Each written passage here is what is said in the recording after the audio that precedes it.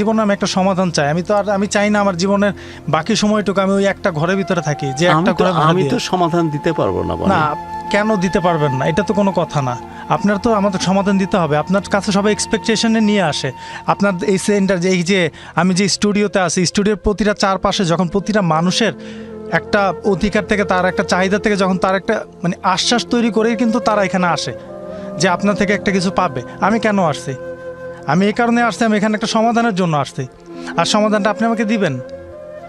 মানুষ সমাধানের জন্য নিজেকে এখানে এসে আমি কী করতেছি? আমার নিজেকে তৈরি করতেছি না, কিন্তু আমি এখানে নিজেকে প্রকাশ করতেছি। আমার জীবনে কষ্টটা, আমি আমার ফ্যামিলি থেকে যে কষ্টগুলো পাইছি, আমি সেখানে এসে প্রকাশ করতেছি। কেন করতেছি? বনে আমি খুব ক্ষুদ্র মানুষ, আমি কেমনে তোমার সমাধান দিই? না, সমাধান তো দিতে হবে। আপনার থেকে তো আমরা চাচ্ছি। কেন চাচ্ছি? আমার মতো অনেক ভুক্তভোগী মানুষ আছে যারা আপনার এখানে আসে, এই যে প্রোগ্রামে আসে। গুরু আপনার থেকে কি চায়? তার একটা সমাধান চায়। আমি কিভাবে বাঁচবো সেটা ঠিক আছে, সেটা আল্লাহ জানে, কিন্তু আমি কিভাবে বাঁচবো সেটা একটা পথ তৈরি করে দিতে হয়। হয়তো আমরা ভুক্তভোগী, আমরা পারতেছি না, কিন্তু আপনার মাধ্যমে কিন্তু গুরু সেটা প্রকাশ করতেছে। কেন জানেন? কারণ আপনি একটা সমাধান দিবেন। এই সমাধানের জন্য কিন্তু আপনার কাছে আসা। আমরা তো একটা সমাধান চাই। আমি ক্ষমা চাওয়াটা বিষয় না, এখানে আপনার আমাকে সমাধান একটা দিতেই হবে। আমার জীবনের কাছে আমি কিন্তু এখন পর্যন্ত আমি যেভাবে থাকি না থাকি, কিন্তু হাঁটতে শিখি নাই। আমি এখন পর্যন্ত হাঁটতে শিখি না, এখন আমি বেঁচে আছি। আমার ফ্যামিলি থেকে যেভাবে আমাকে ট্রিট করা হয়েছে, আমার জায়গায় অন্য কোনো ছেলে থাকলে অ্যাডিকশনে থাকতো, আমার জায়গায় অন্য কোনো ছেলে থাকতে হয়তো বা আজকে বাজে কাজ করতো, হয়তো বা কোনো গ্রুপের সাথে অ্যাড থাকতো। আমি আজ পর্যন্ত সেখানে যাই নাই। আমি আপনার যখন শো দেখছি, আমি শোতে নানা মানুষের নানা রকম কথা দেখছি, নানা মানুষের অনেক তাদের মানে সমস্যাগুলো দেখছি। আপনি তো সমাধান দেন। আমি এখানে আসছি কেন? আমার সমাধানের জন্য। কারণ আমার জীবনটা আমি যেভাবে চালাই যাচ্ছি, এটা আমার জীবন না। আমি শুধু চালানোর জন্য চালাই যাচ্ছি, কিন্তু এভাবে আমার জায়গায় আমি যে লেভেলের বা আমি যেইখান থেকে চলে আসছি, এটা আমার কোনো সমাধান আমার ওই একটা রুম দিতে পারে না। যে রুমে আজকে আমি একটা রুম নিয়ে ভাড়া থাকি, অথচ আমি তো ঢাকার স্থানীয় ছেলে, আমি তো ঢাকায় ভাড়া থাকার ছেলে না। তারপর আমি কেন আসি? আমি আপনার যখন শোটা দেখি, তখন আমার কাছে না একটা ভরসা আসে যে না, হয়তো আমি আপনার এখানে আমি চেষ্টা করবো আসার জন্য। কেন? আমার জীবনের কথাগুলো বলবো, যাতে বলার ফলে যেন আপনি আমাকে সমাধান দিতে পারেন। আপনি যদি বলেন যে আপনি আমাকে সমাধান দিতে পারবেন না, সেই কথাটা শোনার জন্য কিন্তু আমি এখানে আসি নাই। আমার জীবনের এটা কোনো বানানো গল্প না, এটা আমার জীবন। আমার জীবনের কথাগুলো আমি যেটা বলতেছি, যেটা মানুষের কাছে গল্প মনে হবে। আমি তো কারো কাছে ধার চাইতে আসি নাই, আমি তো কারো কাছ থেকে চাইতে আসি নাই যে না আমাকে কোনো একটা জিনিস এভাবে দিয়ে তো না, আমার একটা সমাধান চাচ্ছি, কারণ আমার একটা জীবন আছে, আমিও তো বাঁচতে চাই ভাই। আমাকে বাকি সময়টা প্লিজ তুমি ভাই বলে সম্বোধন করো, গুরু বলে সম্বোধন করো না। বাট আই এম সরি, অনেকদিন পর আমার সম্বিত ফিরে পেল। কারণ অনেকেই হয়তো আমাদের এই প্রোগ্রামটা দেখে এই ধরনের ব্যাকআপ মাইন্ডে হয়তো এই ধরনের সিদ্ধান্ত নিয়ে নেয়, যেখানে আসলেই সমাধান হতে পারে। যদি সমাধান হয়, I am so fortunate. But যদি সমাধান না হয়, বনির পা ধরে ক্ষমা চাওয়া ছাড়া আমার কোনো উপায় নাই। বনি না গুরু, এমন কোনো কথা না। আসলে গুরু আমাকে একটা সমাধান, আমি জীবনে গুরু আসল ব্যাপার হচ্ছে কি, আমি জীবনে অনেক ভুক্তভোগী। বনে আমি আসলে আগে জীবনের গল্পটাতে ফিরে যাই, পুরো ডিটেলিংটা শুনি, শেষ পর্যন্ত যাই। বাট এই যে কথাটা তুমি চোখে চোখ রেখে এই ফার্স্ট টাইম বলেছো, কেউ বলেনি কখনো যে আপনার যে আবহ, যে কথা, প্রোগ্রামের যে মেজাজ, তাতে মানুষের মধ্যে একটা ভরসা টপ অফ মাইন্ডে তৈরি হয়, সলিউশন মনে হয় হয়ে যাবে। এই সলিউশন সবসময় আমরা দিয়ে উঠতে পারি না, এটা আমার ব্যর্থতা, এটা আমাদের ব্যর্থতা, সেটাকে মেনে নিয়ে বলছি। প্রোগ্রামটা কন্টিনিউ করে দেখি শেষ পর্যন্ত কোন দিকে দাঁড়ায় এই ঘটনা। আর যদি আমি মানুষ হিসাবে, অর্থবহ হিসাবে তোমার সলিউশনের কোনো কারণ না হতে পারি, তোমার কাছে ক্ষমা চাইতে কোনো দ্বিধা নেই। ওকে, আমরা যাচ্ছি বনি তোমার গল্পে। বাট বনি, তোমাকে থ্যাঙ্কস ফ্রম মাই হার্ট, যে তুমি এই ফার্স্ট টাইম গত 13-14 বছরে যে চোখে চোখ রেখে কোয়েশ্চেন করেছো, যে এমনভাবে প্রোগ্রাম করেন যে মানুষ সমাধানের আশ্বাস খুঁজে পায়। যদি সমাধান নাই পায়, তাহলে আপনার কাছে কেন আসলাম? ওকে, যাচ্ছি তোমার জীবনের গল্পে। তো দেখা গেছে যে আমি প্রথম যখন বাসা থেকে বের হই, সেটা বললাম যে আমি চিটাগাং চলে গেছিলাম।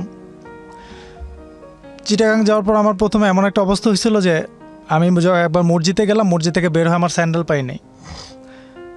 আমি রাস্তা দিয়ে খালি পায়ে হাঁটছি। তো খালি পায়ে হাঁটার পর ওইখানে আগ্রাবাদ নামে একটা এলাকা আছে, আগ্রাবাদ হোটেলও আছে, ওটার পিছিয়ে হচ্ছে মোগলটুলি, আমার মনে আছে, পুরান ঢাকার মতো।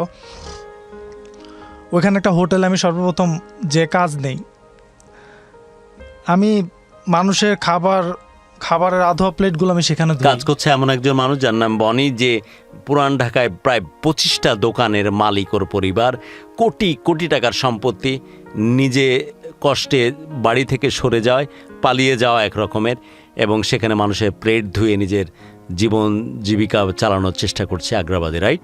ওকে, তারপর? তো ওইখানে যাওয়ার পর আমি 150 টাকা রোজে প্লেট ধুই, নর্মাল একটা হোটেল। তা আমি সেখানে সারাদিন এই কাজটা করতাম। খারাপ লাগতো না আমার কাছে, কারণ ব্যাপারটা হচ্ছে কি, আমার কথা হচ্ছে যে বলছে আমার ফ্যামিলির জীবনটারে বেছে নাও, তো অনেক নিচে থেকে শুরু করছে যে ঠিক আছে জীবনটারে কীভাবে বেছে নেওয়া যায়। তো আমি প্লেট ধুইতাম। তো প্লেট ধোয়ার কদিন পর ওইখানে দেখা গেছে কয়েকটা ছেলে আসে আড্ডা মারতে। তো আমার সাথে যখন মানে আমাকে দেখে কয়েকবার, আমাকে ফলো করে। তো চিটাগাংয়ের ভাষা একটা অন্যরকম আর ঢাকার ভাষা অন্যরকম, তো আমি তো এভাবে কথা বলি। তো একজন আমাকে নর্মালভাবেই জিজ্ঞেস করে যে তো ভাই আপনি কি ঢাকার নাকি? তা আমি বলছিলাম যে হ্যাঁ ভাই ঢাকার। বলে এখানে কেন আসা, বা হঠাৎ করে এখানে চাকরি, এখানে তাকে দেখি নাই। তা আমি বলছি ভাই আমার মানে ফ্যামিলি থেকে আমি রাগ করে চলে আসছি।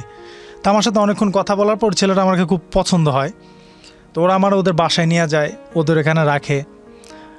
রাখার পর বলে যে ভাই আপনার তো এই কাজ আপনার মানায় না, আপনি যে কাজ করতেছেন, আপনি যেভাবে আসতেন বা আপনার সাথে যেভাবে কথা বললাম, আমার মনে হয় না আপনি খুব ঢাকা নিম্ন ফ্যামিলির একটা ছেলে, তা আপনার এখানের দরকার নেই, আপনি আমার সাথে আসেন। পরে সেখান থেকে নেওয়ার পর সেখানে আমাকে একটা ফার্মেসিতে জব দেয়। ওইখানকারই একজন প্রভাবশালী লোক ছিল, ওনার আন্ডারে ফার্মেসি। তো উনি আমার সাথে পরিচয় হওয়ার পর ওখানে আমাকে একটা জব দেয়। তা আমি ওই ফার্মেসিতে অনেক দিন সময় কাটাই, ওনার বাসায় খাওয়া দাওয়া করতাম। আর সকালবেলা আমি ওই 15 টাকা দিয়ে খিচুড়ি খাইতাম, অর্ধেক ডিম দিয়ে। সারাদিন ফার্মেসি করতাম, দুপুর 2টা থেকে 4টা পর্যন্ত বন্ধ রাখতাম, সারাদিন এভাবে ফার্মেসি করতাম। তো এভাবে করে আমি অনেক দিন পার করি, 6 মাস পার করি। তারপর আমার মেজু ভাইয়ের সাথে ফোনে কন্ট্যাক্ট হয়, আমি সিম ওপেন করি পর। তো আমার মেজু ভাই বলতেছে যে বাসায় চলে আয়, কারণ তুই না থাকলে এটা তোরই লস, কারণ তোর সব কিছু তো এমনি খাইতেছে সবাই। তো আমি বাসায় চলে আসি। তার কিছুদিন পর দেখা গেছে যে আমি আসলে যখন ভারী কাজ করতে যেতাম আমার সমস্যা হতো মানে আমার খুব নিঃশ্বাসে প্রবলেম হইতো, অল্পতে হাঁপায় যেতাম। তো এটা হওয়ার পরে আমি বাইরে যাব, একটা প্ল্যান হয় এর ভিতরে যে আমি বাইরে চলে যাব। তো আমার মেডিকেল করানো হয়। তো মেডিকেলে আমার ধরা পড়ে আমার হার্টে ছিদ্র আছে। তাই? এটা আগে জানতে না? না, এটা আমার প্রথমে জানতাম না, মানে এটা কখনো চেক আপও করায় নাই, শুধু আমি এটা ফিল করতাম, কত আমি কাউকে বলতাম না তখন বাসায়। তুমি যে উইক ফিল করো বা একটু হ্যাঁ, এটা আমি একটু কখনো বলতে পরিশ্রমে চেতাম কাজ না, করলে কষ্ট ফিল হাঁপাই যেতাম, আমি অল্পতে আমি হাঁপাই যেতাম। এটা কখনোই কাউকে বলনি? আমি এটা বলতাম না ফার্স্ট কাউকে। টাইম তুমি আইডেন্টিফাই First time। করলে? কত বছর বয়স তখন তোমার? তখন অলমোস্ট কত হবে, 19 থেকে 20 তখন আমার ওই বয়স। যে চিরাং থেকে ফিরে আসলে? চিটাগাং ফিরে আসার পরে তো অল্পতে হাঁপাই যাই, আমি মেডিকেল করি। তখন দেখা পড়ে আমার হার্টের সমস্যা আছে, হার্টে একটা যে ছিদ্র।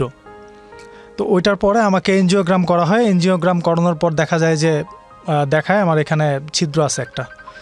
তো যখন বলল যে ডক্টর যে এটার তো সার্জারি করতে হবে, আদারওয়াইজ 4-5 বছর পর হার্ট ব্লক হয়ে যেতে পারে।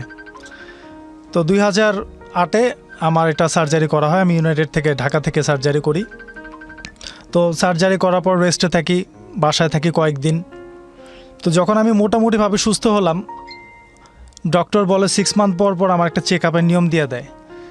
সেই চেক আপটাও দেখলাম যে করায় নেই, আর ও তো সুস্থ, আর কি ওষুধ লাগবে। আমার অনেকগুলো ওষুধও ছিল, ওষুধও আমাকে দেওয়া হতো না। যাই হোক, আবার সেম যখন আমি একটু সুস্থ বোধ করলাম, তখনই আমার আস্তে আস্তে মানে সেম আবার তাদের থেকে ট্রিটটা পাইতাম আবার সেই ধরনের। তাদের বলতে তোমার বড় ভাই এবং আমার মা? বড় ভাইয়ের থেকে, মার থেকে ওই সেম ধরনের ট্রিট আমি পাওয়া শুরু করলাম। মা এরকম বিহেভ করতো তোমার সাথে? মা সবসময় করতে, বলতে গেলে কি, মানে আমার ফ্রেন্ডরা বলতো বা অনেকে আমাকে বলতো যে দেখ তুই তো তোর মার সাথে থাকোস, কিন্তু তোর মার ভিতরে যে চেঞ্জটা দেখতেছি, সম্ভবত যেটা হচ্ছে অনেকে বিলিভ করে অনেকে করে না, সেটা হচ্ছে বলা যায় 94